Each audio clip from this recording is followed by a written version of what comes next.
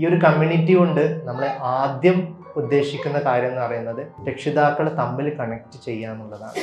അതായത് ഒരേ സ്റ്റേറ്റിലൂടെ തന്നെ പോകുന്ന ഒത്തിരി ആളുകൾ ഉണ്ടാവും. ഒത്തിരി നല്ല ഇംപ്രൂവ്മെന്റ്സ് പോസിറ്റീവായിട്ട് എനിക്ക് വലിയ കാണാൻ ഞാൻ ഭയങ്കര ഹാപ്പിയാണ്. അതുകൊണ്ട് കൂടിയാണ് ഇത്രയും തിരക്കിലും ഹസ്ബൻഡും മക്കളും കൂടെ വേറൊരു സ്ഥലത്ത് പോയിരിക്കുകയാണ്. അത് ഒഴിവാക്കിയിട്ടാണ് ഞാൻ ഇങ്ങോട്ടേക്ക് വന്നിട്ടുള്ളത്.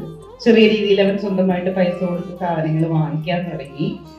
അതേപോലെ തന്നെ ടൈം മാനേജ്മെന്റ് ഒട്ടും തന്നെ അറിയുന്നുണ്ടായിരുന്നില്ല. അത് നല്ല രീതിയിൽ അവൻ അത് പിക്കപ്പ് ചെയ്ത് തുടങ്ങിയിട്ടുണ്ട്. ആംഗ്രി മൂടുന്നവൻ ഹാപ്പി മൂഡിലേക്ക് മാറി തുടങ്ങിയിട്ടുണ്ട്. Positive change.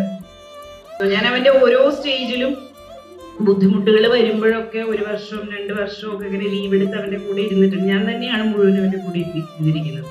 എന്നാലും ഇത്രയും ടൈമിൽ എനിക്ക് ഇടയ്ക്ക് ഒരു ഗിൽറ്റി ആയിട്ട് എനിക്ക് തോന്നും, ഞാൻ അത്ര സമയം അവന് കൊടുത്തിട്ടുണ്ടായിരുന്നില്ലേ.